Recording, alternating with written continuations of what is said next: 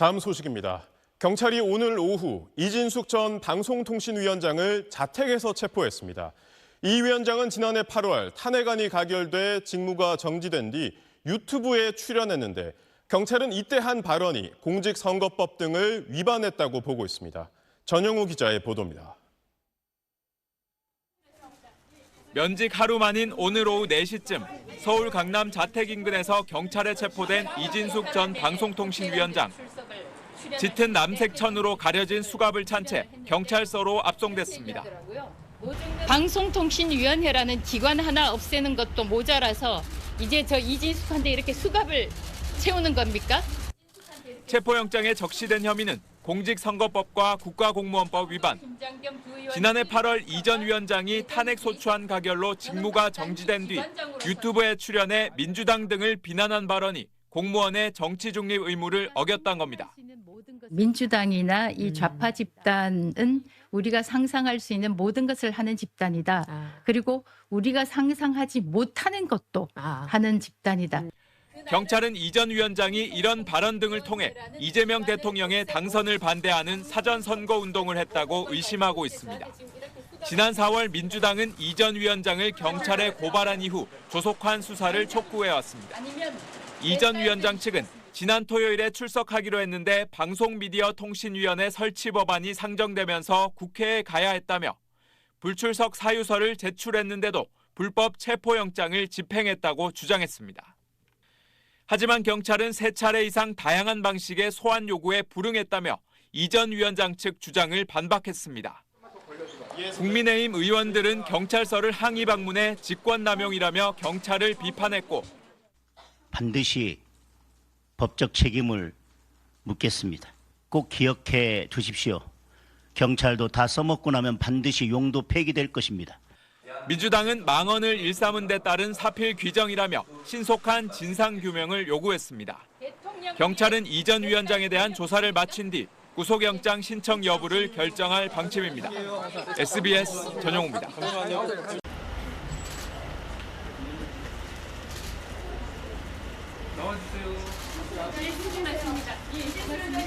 위원장님, 네, 위원장님 체포영장 집행된 데에 대한 심경 어떠십니까? 잠깐만. 위원장님, 아니, 잠깐만 좀 조용해 주세요. 얘기 좀 하겠습니다. 전쟁입니다. 이 말을 한 여성이 떠오르네요. 이재명이 시켰습니까? 정청래가 시켰습니까? 아니면 개딸들이 시켰습니까? 방송통신위원회라는 기관 하나 없애는 것도 모자라서 이제 저 이진숙한테 이렇게 수갑을 채우는 겁니까? 제가 이전에 했던 말 다시 한번 국민 여러분께 들려드립니다. 민주당과 좌파 집단은 우리가 상상하는 모든 일을 하는 집단이다. 또 우리가 상상하지도 못하는 일을 하는 집단이다. 제가 그렇게 얘기한 적 있죠. 자, 이진숙 여기 수갑 차고 있습니다. 방송통신위원회라는 기관 하나 없앴습니다. 법까지 만들어서 없앴습니다. 민주당 의원들은 제가 대통령의 가치와 철학과 배치돼서 없앤다고 사퇴하라고 했습니다. 대통령의 가치와 철학과 맞지 않아서 사퇴해라? 그건 대통령이 시키는 말을 듣지 않아서 저를 자르고 기관까지 없앤다는 뜻 아닙니까? 그것도 모자라서 이제 저 이진숙한테 이렇게 수갑까지 채웁니다. 그 이유가 영등포 경찰서에서 저한테 출석 요구서를 3차례 보낸 것은 사실입니다. 물론 그 출석 요구서도 때로는 출석 요구한 날보다 늦게 도착한 경우가 있었고, 그리고 마지막 출석 요구가 된 날이 9월 27일이었어요. 그것도 그 출석 요구서도 9월 27일 지나서 받았습니다만, 그날은 방송통신위원회라는 기관을 없애고 방송통신 또 이럽니다. 제가 방송미디어통신위원회라는 새로운 기관을 만들기 위해서 법을 통과시키려고 했고, 필리버스터 최형두, 김장겸 두 의원의 필리버스터가 예정이 돼 있었고, 저는 마땅히 기관장으로서 참석을 해야 됐습니다. 국회 출석한다고, 국회. 이재명 대통령이 얘기했던 그 선출 권력 아닙니까? 국회 출석하느라고 영등포 경찰서 못 온 걸 가지고 이제 저한테 지금 이렇게 수갑을 채우고 있습니다, 여러분. 국회 출석한다고 경찰에 출석 못했다. 그래서 이렇게 수갑을 채우겠다. 그러면 선출 권력보다 개딸 권력이 더 센 겁니까? 지난 7월 3일에 소위 뉴스공장에 4명의 과방위원들이 출연을 했습니다. 최민희, 김현, 한민수, 노종면 이 4사람의 국회의원들이 출연을 했는데 이렇게 얘기하더라고요. 노종면 의원이 대법관 하시겠습니까? KBS 이사 하시겠습니까? 이렇게 묻지를 않나. 또 김어준 씨가 하는 이야기가 그러면 대법관 일주일 하고 방통위원장 일주일 시켜주세요 하면 되겠네요. 이런 식으로 얘기를 하더라고요. 여러분, 대한민국이 이렇게 됐습니다. 대통령 위에 그 개딸 권력 있습니까?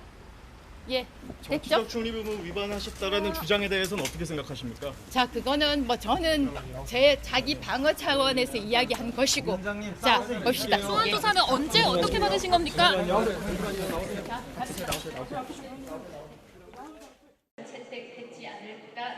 여권의 전방위 사퇴 압박에도 불구하고 임기를 채우겠다는 뜻을 밝혔던 이진숙 방송통신위원장이 정부 조직 개편에 따라 자동 면직될 전망입니다.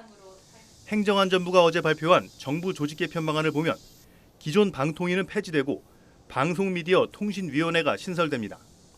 방송미디어통신위원회는 기존 방통위 기능에 과학기술정보통신부가 맡아오던 네트워크 정책실 산하 방송진흥 정책관실 기능까지 수행할 거로 예상됩니다.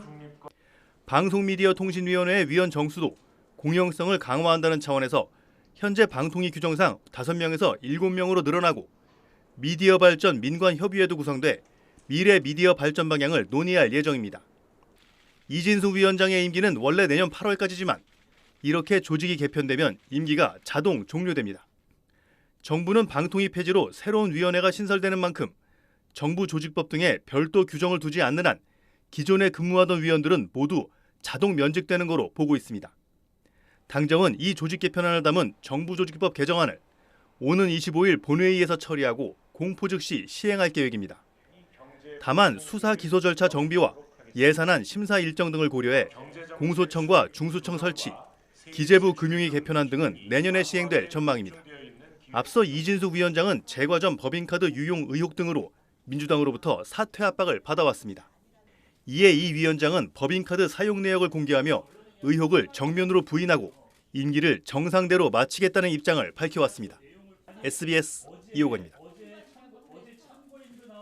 이재명 대통령이 앞으로 열리는 국무회의에서 이진숙 방송통신위원장을 배제하기로 했습니다. 대통령실은 이 위원장이 비공개가 원칙인 국무회의 내용을 왜곡해 정치에 활용한 건 부적절한 공직기강 행위라고 지적했습니다. 박예린 기자입니다. 대통령실이 오늘 예정이 없던 브리핑을 가졌습니다. 다음 주 국무회의부터 이진숙 방송통신위원장은 국무회의에 배석하지 않을 것이라고 밝혔습니다. 국무회의에 참석해 개인의 정치적 입장을 지속적으로 표명했습니다. 이와 더불어 개인 소셜미디어에 자신의 정치적 견해를 게재해 공무원의 중립 의무 위반 행위를 거듭했습니다. 발단은 그제 국회에서의 이 발언이었습니다. 대통령으로부터 업무 지시를 받았습니다. 방송통신위원회에서 위원회 안을 만들어 보라라고 업무 지시를 했습니다. 이른바 방송 3법에 대해 이재명 대통령이 방통위 자체안을 만들어 보라고 지시했단 건데 대통령실은 즉각 지시라기보다는 의견을 물어본 쪽에 가까웠다고 반박했고 이 대통령은 어제 국무회의에서 비공개 회의 내용을 개인 정치에 왜곡해 활용해선 안 된다며 강한 어조로 질책했다고 대통령실은 전했습니다. 하지만 이진숙 위원장은 오늘 다시 방통위 차원에서 방송 3법 개선안을 만들어 보라는 지시를 받았다는 글을 SNS에 올렸습니다.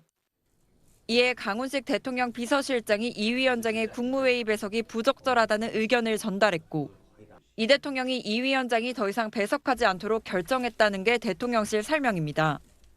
비공개 회의에서 나온 발언이나 토의 내용을 대통령실 대변인의 공식 브리핑 외에 기사화하거나 왜곡해 정치에 활용하는 건 부적절한 공직기강 해입니다.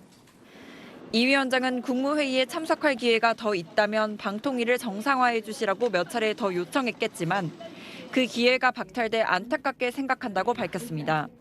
SBS 박예린입니다.